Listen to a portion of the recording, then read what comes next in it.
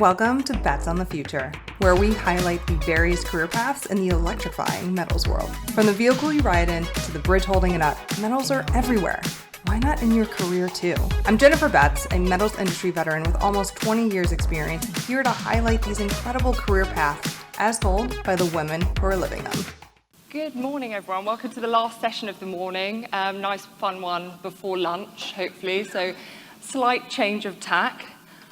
We are going to talk to you about women in leadership. We were lucky enough to have our inaugural Women in the Scrap Market breakfast this morning, which I'm sure some of you attended. Some great conversation came up while we were all there getting ready to start the day.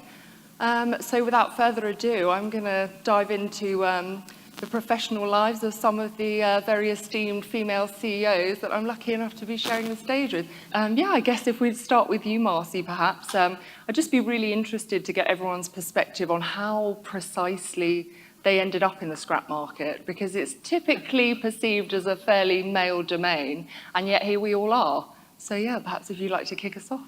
Well, I took non-conventional. I met my husband in college. He's third generation. I married in to the family. Now, that being said, for many years, I kind of did, I honored their business. I did all the accounting stuff, things like that in the back. However, when we started looking at what is needed for the next generation, when we looked at what did the next season need, what kind of vision, what kind of creativity, what kind of changes, right, shifting in the business, that's how I ended up being my career. And so even though it made sense for him to be the next CEO for the next, 30 years, when we looked at what was needed, he decided he was better on his day-to-day ops, and I was more of the leadership needed for the next 50 years.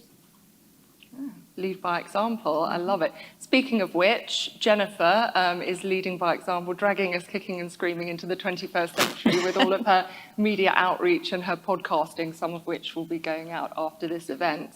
Jennifer, you've had a really varied career in the metals markets. Perhaps can you talk to us a bit about the entry point, what attracted you, and then really what spurred your evolution from working for such a huge scrap outfit to what you're doing now, which is essentially spearheading representation and coverage, what might be perceived, let's call it, as a mature market.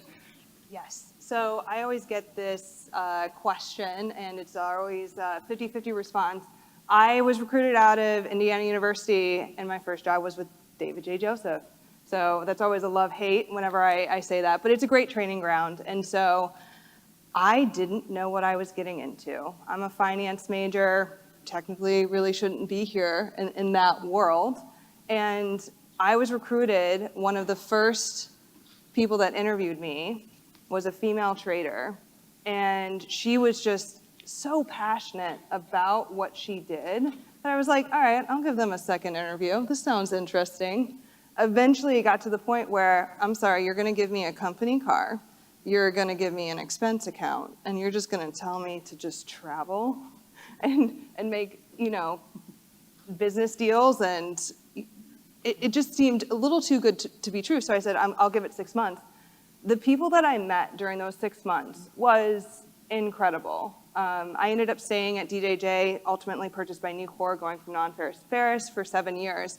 And the people in this industry are easily what kept me in. I mean, 6 months hooked. It was lifelong decision.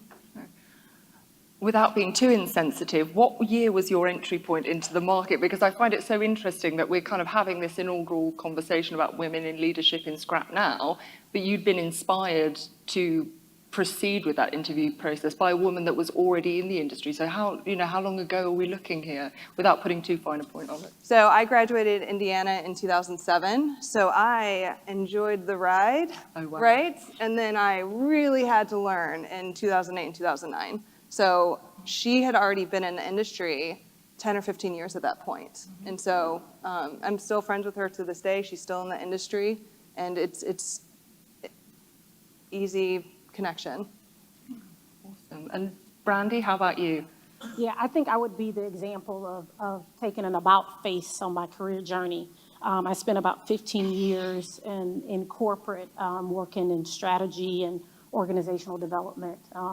I was at Northrop Grumman in aerospace for a few years, and I was last with the Walt Disney Company in Southern California, and I remember sitting on the 405 freeway about to pull my hair out. For those of you in that area, you know exactly what that is. And on the phone with my dad at the time, who was running South Post Oak Recycling Center here. And he said, Brandi, at some point, I'm going to want to sell this business. And it was alluded to earlier, the challenges with family business. And because I didn't really have an interest in the industry. And I said, great, you can sell it, you know. And so he proceeded to hold it and then continue to grow it. Fast forward, and I think a lot of us can do this for people in our lives. I was working with an executive coach at Disney, and he said, hey, Brandi, what's next for you? Like, what's next? And I was like, what do you mean what's next? I got a nice cushy job. I love the company that I'm with. You know, who wouldn't want to work for the mouse? And so anyway, he just painted this picture. And I think a lot of us, as we talk about attracting people to this industry, he said, what about this family business in Houston? And I looked at him sideways and I said, the scrap business? And he said, yeah.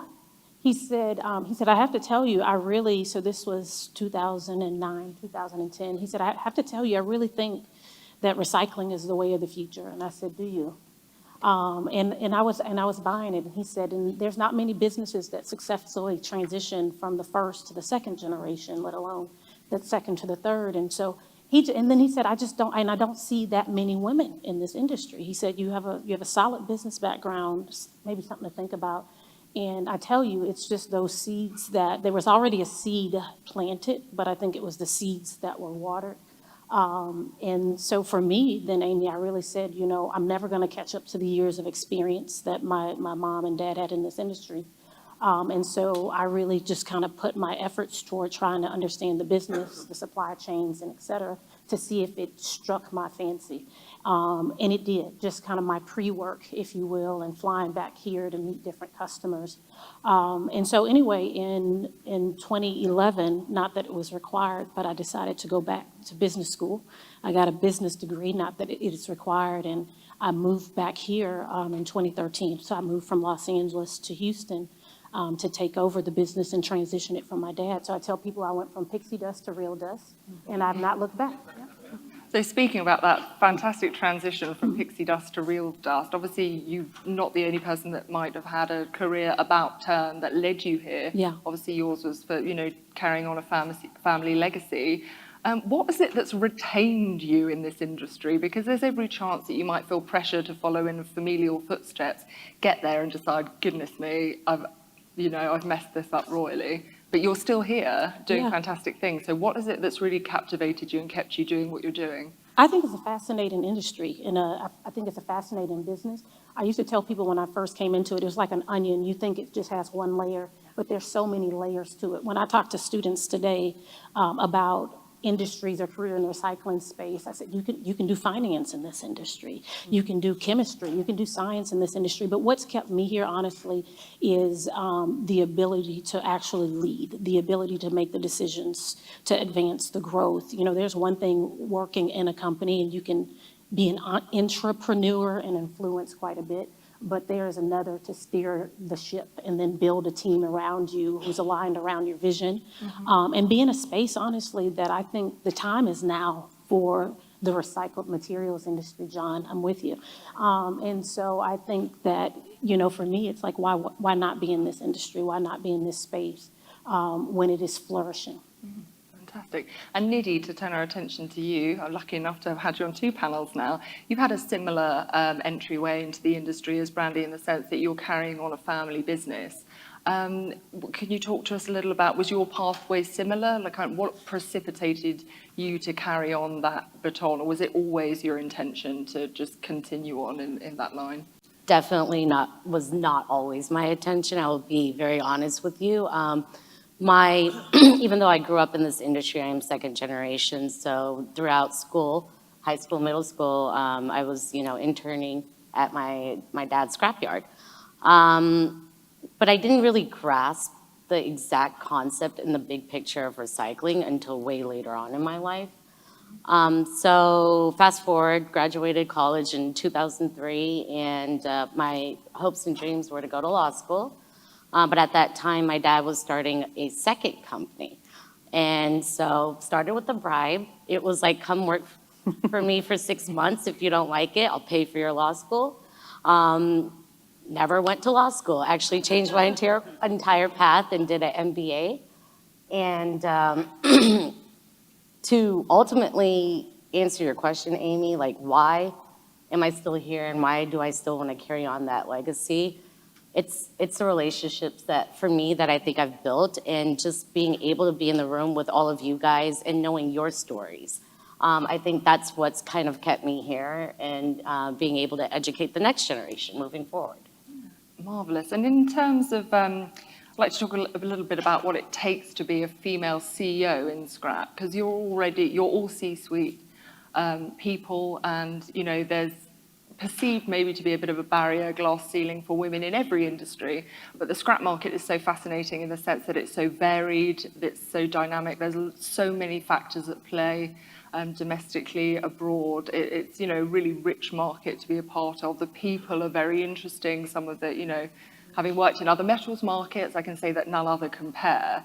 What does it take to be a female CEO, not just in the C-suite, but in scrap specifically? Marcie, if maybe we could start with you. Yeah, I mean, for me, work ethic is work ethic, right? So whatever it takes to get the job done, right? And so for us being a smaller yard, family owned, I mean, it might be being on this panel, and then I might drive home tomorrow and be running cans because that's what we need to do. And so it's just the willingness to jump in, get the work done, right? Connect with people, hear their story, and just work. After that, I really believe the respect just comes, whether it's from the people in the yard to people right in positions from learning. If you work, they know, and that's what you need. And I suppose that's not a unique characteristic of being female, is it? It's actually just some grit and tenacity is a kind of gender-neutral consideration. So I suppose there's something to be said for that as well. On the reverse, as much as we focus on positively building people up, and we focus on inclusion and diversity, there's something to be said for remembering that it's not necessarily prescient to label or over-label the point. Anybody else have anything to add to that? We have a couple of Slido questions, so I think we should address them as and when they come in, because I think we're going to get plenty. What would you say to encourage young female professionals to consider leading in this industry, and how would you advise them to take it forward to a better future state? I don't know if anybody has. I just say know that there is career potential here. There's a lot of career potential, I think. Male or female, especially younger generation, want to know that there's a career path. They want to know that we are doing something that is meaningful, that there's a why and that there's a purpose. And I think the more that we paint that picture for whoever is looking at this industry, that what we do every day impacts the environment, that what we do every day has strong economic benefit. I think that those are ways to kind of show people what is possible. I also think that there is something where there's a saying, if I can see it, I can be it. Mm-hmm. And so I think everyone in here probably works with women, you work alongside women, you may be led. And I think that there is something to people seeing folks who look like them. And it's not required, but I think it helps, that, when we show up, we know the business, we build effective relationships, which I would think, and then we get involved. And I think that that's a way that people can become privy to this industry. I think the ISRI, or the Institute of Scrap Recycling Industries, is a great way for people to get visibility, to the recycled materials industry. So those are some of the things that I think can kind of help entice people. Mm-hmm. I would build on what Brandi said. ISRI has a council, Women in Recycling. They also have a Young Executives. That didn't exist when I entered the industry. So I had to make connections either within my organization or with who I did business with. Those were the people that I saw. And flash forward to when ISRI started Women in Recycling, all of a sudden, and you can tell me which year it was, past 2018. Okay, so 2018, And I have seen such a steady rise every time that I go to a Women in Recycling event, and also AWMI, which is the Association of Women in the Metals Industry, which is open to both male and female members, the steady rise in participation. And I think part of that also comes from a digital marketing perspective. We all work with women. We all work with women. And yet, when you go online to company websites, to their social media, to the podcasts that exist out there, you're not seeing an accurate reflection of who's actually in this industry. And so that's part of why we're doing this, to showcase that there are experienced individuals out there that happen to be female, to help encourage the next generation that these things are possible, that you can stay in. If you have a career path, a passion in mind, it's possible. I want to add one thing to that, Amy. And so Nidhi and I looked to launch or relaunch Women in Recycling through ISRI back in 2018. And if you're sitting there thinking, what is that needed for? What it's needed for is exactly what we're seeing today. I remember getting a lot of side looks, like, why do we need this?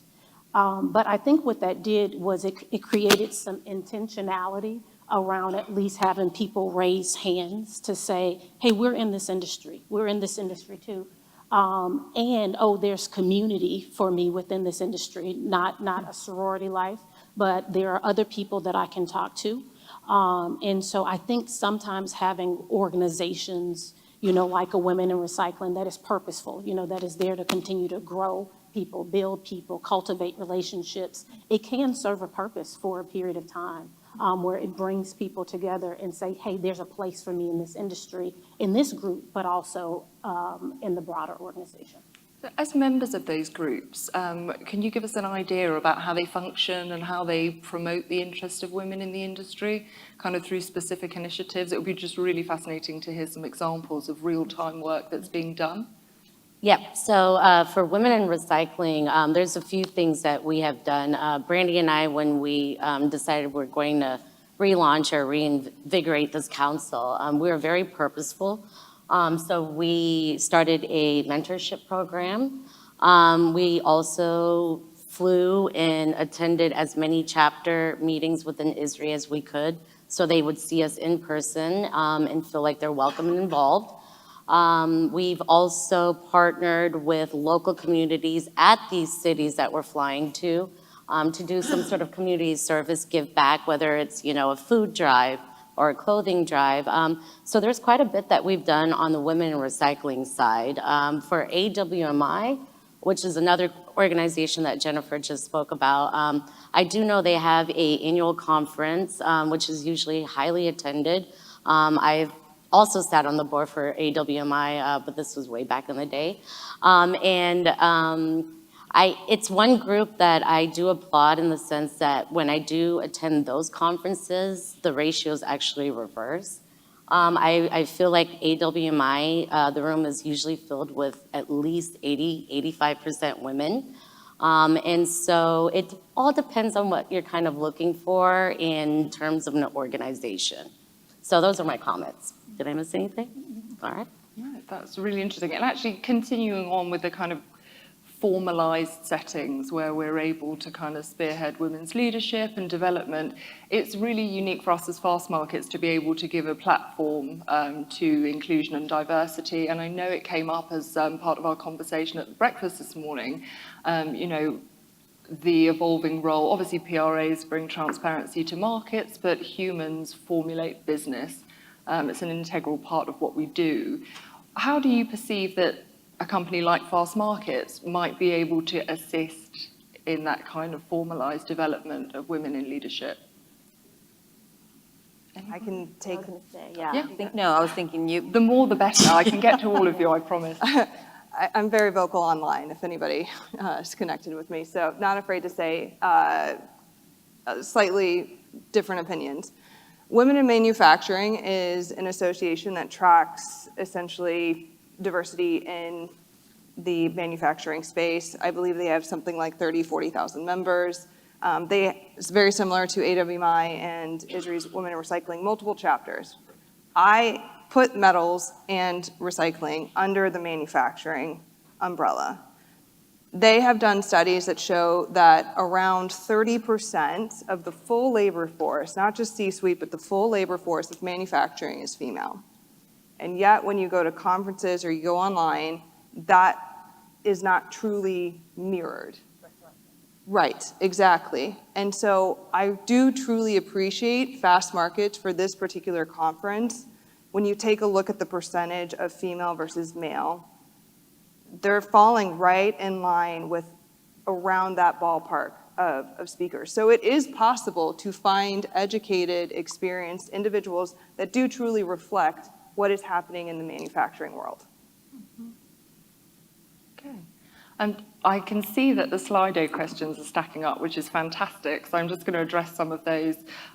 There's a great question here about feminine qualities that are beneficial. But before we lead into that, I once read a study that said that women's intuition makes women fantastic traders. And Jennifer, we obviously kicked off with your foray into trading, which led to where you are now. So to that end, what feminine quality has been the most beneficial for your leadership role? If Jennifer, let's start with you, since I put you on the spot there, and then we can see what the others think.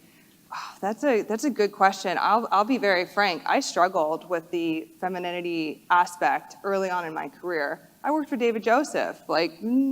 It's mainly male traders. I can say that. And so I tried to fit in. I was like wearing the polos, the blue blazers. I had khakis. It really wasn't until later on in my career, when I was at AK Steel or when I launched Magna Metals, when I started feeling comfortable enough to be truly more me, right? And I think that actually came across and helped benefit my trades and my business opportunities, because people actually saw me as more authentic at that point. I think early on in my career, I was just trying to fit into this mold, into this box, and it probably held me back, to be honest, in a way, right? It wasn't truly authentic. So leaning into some of the femininity aspects of who I am as a person just makes me, I think, more relatable to who I do business with. Mm-hmm. I would add, I think of this is a very simple example. I think having people skills it can be agnostic, and I think, but sometimes people will say that's more of a feminine trait. I don't think so in business. I think it's necessary. But here's the example. I remember when I came into the industry and joined my family business, we started celebrating birthdays. Mm-hmm. And we would when people would come on board, through the onboarding process, we have them fill out a card that says different things, like what's your favorite dessert, just to kind of get to know them. And then the HR team would keep it kind of stockpiled. So when somebody's birthday comes up, we would pick whatever dessert that they want and we give it to them for their birthday. And I remember my dad says, who cares about that? Like, who cares about that? People want to make money. They want to make more money. They could care less about a cake. I tell you today, people are like singing, and it's just like, whose birthday is it? But the comments that I got from some of our team, and it's such a simple example, is I would have employees specifically that said, you know what, I've never gotten a birthday cake. Or my people never, my family has never celebrated me this way. And so it's such a small detail, but I say that was an area of compliment, at least that I was able to bring, was, I think, more people orientation, more of that personal touch, so that folks felt beyond just a hard worker. I'm an asset because I'm a hard worker, but I'm a person and you acknowledge me as well. So again, I don't think it's a pure, feminine trait, but I do think that it was complementary in the environment that I entered. I want to actually build on that, Brandi, because when I saw this question, that was the first thing my mind also said. I'm not sure if I'm going to qualify this as feminine or masculine, because I don't think it is. I think it's gender neutral. But what Brandi's speaking about, and the first thing that came into my mind, was emotional intelligence. I think that is a quality that you can possess as a male or a female, or if you're binary. But that's something what Brandi's speaking to is about how you can emotionally connect with other people and make them feel like they are valued. I think that is a huge asset or quality to have in a leadership role, whether you're male or female. Interesting. And sort of carrying on something that might be perceived as a feminine challenge in particular. And we have a question, can you speak to the challenges of leading a family in a company? Obviously, as women become more prevalent and have become more prevalent in the workforce across all industries, you see people leaving it later and later, perhaps to have a family. Some people opt not to at all. I would argue that perhaps, motherhood is a great juggling act. It gives you a skill set that probably would befit you very well for an intensive environment. What do you perceive to be the challenges, any of you? Or, do you see it as a boon? Has it helped you with skills that you really can use, at home and at work? Yeah, I'll speak to that one. At some point, I had 3 kids under 2.5. Yeah, it happened. Had a 2.5-year-old, and then we had twins. And so, and the family business, right? It's a family business, right? I mean, I was there probably 3 days after the twins were born. And it's a juggle act, and it's real. Even to this day, now the twins are about to turn 11, and I have a 13-year-old, and, I might be getting ready for work, and someone just got sick. But I still have an 8:30 meeting, and so now what do? And it's one of those things that it's real, it happens, right? But I think part of being a leader and really a parent or in a village is how do you create that support group that allows you to still move forward and be able to prioritize in a second of, okay, we're going to do this, this, this, and this, and this. And that's something for me, and I want to speak to the women particularly, where bloom where you are at this moment, right? Because there's nothing that is wasted, right? At some point when I had that going on, I didn't think that it would serve me in this seat, right? But it's those moments in life where you're in it and you're stretched that truly add the value, right? And then you go into the next obstacle and that adds value. And so it's just about being flexible. It's about being willing to shift. It's about knowing who you are, right? It's already innate in us. It's if we're willing to tap into it. Jennifer, we had a conversation yesterday over dinner about how one of your children has requested to actually join you on a work trip, which is, so I guess you've obviously got, the sphere of influence you have extends far beyond the marketplace. I wonder if you could talk a little bit about the challenges of leading a family as well. But obviously it's working out really well for you because you have a mini scrap dealer on your hands. Yes, I think I do. He is 9.5, and anytime that he sees something metal, Mom, you gotta check this out. So he's already starting to recognize this, and it is a really cool thing as a parent to see that. So you might see him in Vegas, might take him to the expo hall, not to any of the after party Just hours. take him to the casino is all I would say. Right, yes, yeah, it's a full training program. So I would have to say here that this is obviously something that's very commonly asked of women, just from a biological standpoint. But this is really a parenting question. Takes 2 to tango, right? And so I would really ask of the companies that are here, what is your parental leave policy? What is your maternity policy as well? But to understand that in this generation of millennial dads and Gen Z dads, the fathers, I forget what the exact stat is, but you can look it up. It's something like they are 85% more likely to be engaged with their children than previous generations, right? And so to assign the family questions of who's going to take them on when they're sick or they've got the doctor's appointment and only assign that to the mom is unfair because different relationships have different structures. My husband and I both work from home. We both travel occasionally, and so we have a partnership. And it's really about whose schedule allows us to be able to pick up the kids at a certain time or to take them to the appointments. And so just understand that in the next wave of parents, you're going to see more male and female parents having these types of issues in the future. And to that end, there's another very nice follow-on question. How important is flexibility for encouraging women to enter and remain in the workforce? I would speak as an employer. I think it's integral. But I think Jennifer hit on something now. When I came into our business, it was 90% male and 10% female. And I noticed even then, 11 years ago, there was a need for flexibility across the board because there are just more active parents. There's more active dads, there's more active moms. And so I think we will continue to see a need, for those that need, and it's not in every environment. If the work will allow an 8:30 start time, or if it'll allow leaving at 3 o'clock one day to go make the football game, male or female, I think, I was just talking to somebody about attracting talent. I think showing that there is some level of flexibility with the expectation that you still get the work done is going to be necessary. It's going to be necessary not only to attract and retain females, but to attract and retain males as well, especially those that want to be involved, in not only their kids' life, but they want quality of life. So I think it's essential, and I think we should look at it as a talent acquisition tool. Yeah, I'll piggyback on that. We have a wonderful female that works in our office, has a special needs daughter, right? And so her work schedule varies. And so some days she comes in at 9, some she comes in at 10, depending what appointments she has and things like that. She's key to what we do.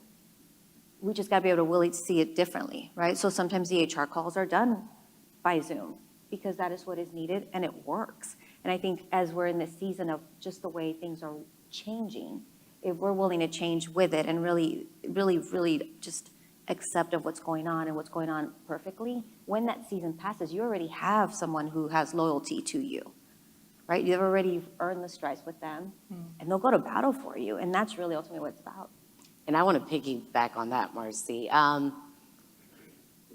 Flexibility is 100% key. I think our generation and the generations coming after us are changing in terms of our mentality. I do understand, like, for example, my dad, his work ethic is, I'm working when the sun's rising and I'm working when the sun is setting and beyond that, right? Now with technology and everything that we have in place, it's made our lives a little bit easier to where we don't have to put in 12 to 15-hour days, which is great.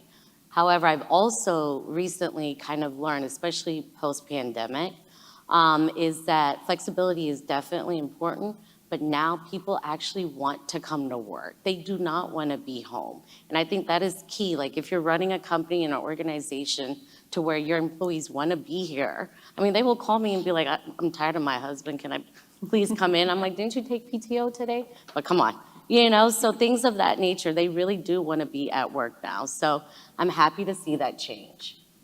Excellent. And we've got so many great questions here, talking about the sort of encouragement and development. Let's start them young. How can the metals and mining industry better partner with K-12 schools to inspire interest in related STEM fields, especially for girls? Because I think there's still a perception that we've got a long way to go in terms of education for girls, the saturation of females in STEM subjects at universities. It seems like it would be a natural stepping point for someone that was intentionally joining the scrap or the metals market. So what would we really be looking to do there? There's a lot of programs out there that I think just don't get the visibility that they need.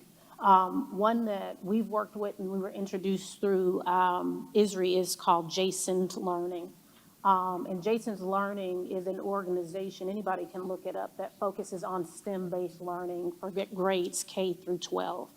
And I brought it up is because ISRI partnered with Jason's Learning to create STEM-based curriculum aligned with recycling. And so it's phenomenal. You can pull up templates, to teach at every grade level STEM curriculum integrated with recycling. And so I think that that's one of many ways. And so I know we've sponsored students, we've sponsored schools in the Houston community. We've sponsored teachers to have access to this curriculum so they're not creating anything from scratch. They can just pull it off the shelf and then they integrate it into their science programs. Or their after-school sustainability clubs that they have. And so I think that that's a very approachable way to actually introduce girls, and more to our industry, and not through a lens of just a scrap, lens. It really says, this is how recycling is tied to STEM, and I can have a career in this and be exposed to something that I care about, i.e. recycling, at a very early age. And we were talking about this at dinner last night, but there's also 2 books that have been published about scrap, and I believe it was published by Scrap University Kids, Scrap U Kids. So these are books that are available. You can purchase, if you have, children and you want them to learn a little bit about recycling. It's a great book for kids. I mean, it's beautifully created and very visual. I think Jennifer actually coined a new one for yeah. finished product. Was it yeah, the Mill on the Hill? On the Hill. We Yeah. thought we're just going to close the loop there. Yeah. So A little shout out to AK Butler. Watch this space. Sorry, I interjected. Carry on. I do want to add to that. So we're talking about K through 12. We're talking about children's books. But how do we consume our news and our information these days? Video, right? Visual. There's photos. So I would really heavily encourage everyone here to take a look at your company's digital marketing presence and show people what you do. We're in this industry because it is a fascinating, cool industry. The equipment is basically like giant toys. Like, it's really fun to see that. And imagine a child seeing for the first time what a shredder can do on a video. Imagine what a child would, wow, I want to go work at a steel mill because like they see, the charge bucket drop in and the fire coming out and they can see the products. We all know that's normal. That's like our version of normal. And that's not normal for the everyday person, but a lot of people gravitate towards it if we just showed them. You mean even as far as we did an Earth Day and we had a tent and we had our hot pink, hard hats and our vests, and we had little girls trying it on. I think it's even little things like that that shows them that it's truly, just about getting the curiosity and the questions going. But I think just being able to do little things like that, it's not as scary. Like when they come to our yard, we hand them little plastic hard hats, right? And kids get a treasure box when they come into our yard. Those are little things that get, kids asking about, well, what is this? And it's not something else someone does. I can do this and I can do it here. Well, speaking of the way that the younger generation consume media, Jennifer, you're a prolific TikToker. That's kind of the social media app du jour. Are you finding that? Because, and I know not just you, but other scrap outfits that are very active in Israel are on that app. Are you finding that has broadened your outreach? Do you get feedback from younger people? I'm assuming that would be an excellent way to kind of increase exposure for younger generations that are considering a career at some point. Absolutely. Yes, I'm on TikTok. The Marvelous Mrs. Metals, if anybody wants to follow along on that journey. The Gen Z and younger use TikTok's search feature more than they go to Google. This is where they're consuming information. This is where they're learning about careers. This is where they're learning about the news that's happening in their communities. And we're not on it as an industry. We are hands down missing out on the next generation because we're not taking a look at where the audience, where the next generation is, just because there might be some personal beliefs of like, well, I don't really want to be on that app, right? And there is some strategy behind which particular social media channels or digital marketing presence overall that you want to, match up with your business. But I have gotten comments on a lot of my videos thank you, John, for all the wonderful video content of the steel mills and metal recycling facilities, that young people, I didn't know we made steel in America. Your job seems so cool. Like, where can I find a company like this? They're out there and they're interested, again, if we actually showed them. Wonderful. I'm conscious of the time, so I want to make sure we get through all of our Slido questions. So slight change of tack here, but what are your biggest challenges as female leaders in this industry?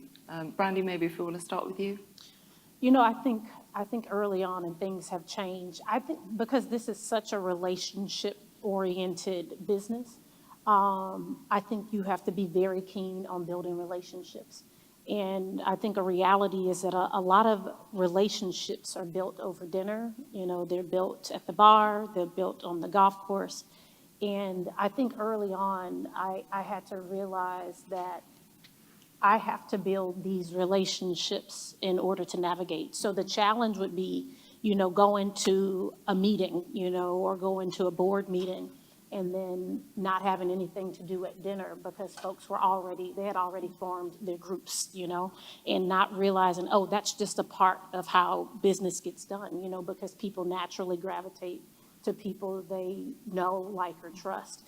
And so I do think it was a challenge for me early on, just figuring out what is the best way to connect with people to build some authentic relationships.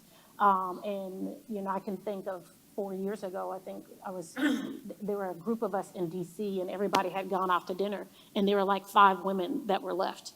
And we quickly realized, we were like, we need to be cultivating relationships differently, and so it might sound subtle or like not important to people, but that is a part of inclusion, and I think as a female in the industry, knowing that business gets done through relationships, that part of inclusion is actually important. So that was challenging for me, honestly, early on.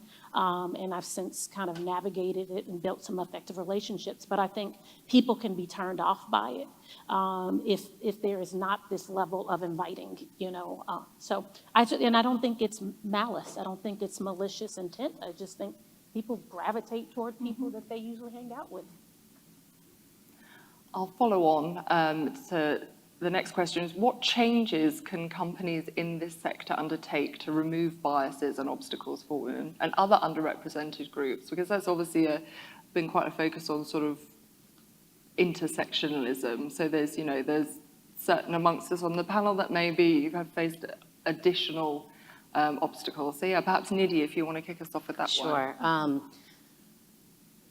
Just a few years ago, DEI was such a hot topic, right? I know you all remember that. Yeah, it's definitely fizzled out. But because of that, it pushed me to kind of reorganize how we look at HR and recruiting.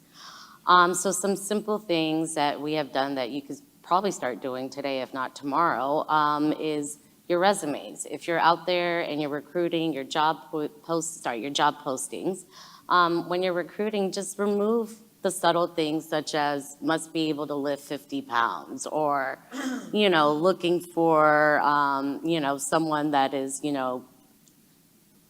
bilingual if you're in Texas. Remove those things that would eliminate a huge workforce that could potentially be there. And by the way, in these people, if you have the right DNA, they're willing to learn. So some small things such as that is just changing how we recruit and how we look at HR and view, just to bring them in, I think was one of the things that we started with a few years ago. A quick one I'd add, I have this term where I say fishing in other ponds. Yeah. Go fish in other ponds. I mean, oftentimes, we go back and we recruit at the university that we went to, or we talk to our friends from the golf course, and that's how referrals are coming in, right? So you're going to start, and it makes sense. You go to people who know people. I think fishing in other ponds looks like, what universities have we not tapped into?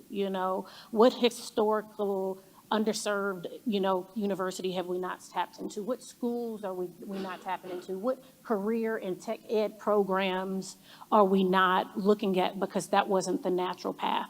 What second chance programs can we be working with, because we hadn't naturally explored it? I think that that's a part of change, is being conscious that, again, we do things oftentimes that are familiar and that's easy. It's easy for me just to call Jen and say, Jen, who do you know in this space? It takes a whole lot more to say, you know what, I'm going to go to this event that I don't normally go to, and then try to find people. So that would be mine, is fishing in other ponds. And I think we could probably squeeze these last 2 questions in. And I don't know if this actually applies to anybody here, but would you recommend the MBA track or deem it necessary for leadership roles? So I have my MBA. Okay, I stand corrected. I have my MBA. I actually did it at night while I was working full time. That I do not recommend. If you're gonna go for your MBA, just knock it out in a year, guys. Work-life balance. Okay. I don't think in this day and age, I do not think it's necessary to have for a leadership role. I do think that there were some courses that I learned through this MBA program that were very crucial. on the finance, on the accounting side, just how to be a good manager. But I don't think you really need to go out and get the master's anymore. Just my opinion. So I did it too. There you go. And I did it at night while I was working full-time at Disney. And is it required? No. I think everybody has to look at what they're looking to do. What you're looking to do career-wise, I don't think it's required, but for me, I was able to build my network. For me, I was able to use it as a place. That was part of my pre-work before coming into this business, is to study the industry, to take more theoretical, run valuations, and just assess our business from a different lens. So is it required? No. I think you got to look and say, what is it that you want to do? Because the skill set, or maybe even the relationships, can complement or be of value in the role, but not required. And then I think we're ever so slightly over, but we'll do the last one anyway. Can you elaborate on the journey of emotional intelligence and how can women gain a recognition a voice or recognition in a male-dominated industry?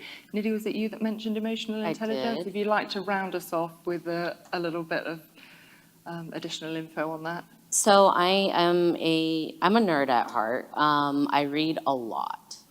So my journey for emotional intelligence and just how to gain that was done through a lot of reading. And what I've read, I try to apply in person. So that was my journey. And as far as the second part, how can women gain a recognition to voice in a male-dominated and be present? It's as simple as that. Show up, be present. If someone's asking you to sit on a panel, out of fear, please don't say no, say yes, because practice makes perfect. A few years ago, I probably would have fumbled throughout this entire 45-minute session, but because being here and just being used to it and getting a little bit more comfortable, it helps. I would like to say that all of our panelists are here by their own free will. No one was forced to be here under duress. And on that note, thank you so much, ladies, for joining me. This has been really illuminating. And also thank you all for listening. I think that rounds out our morning. And we'll see you back at 2 o'clock for the 2024 Outlook. Thank you so much.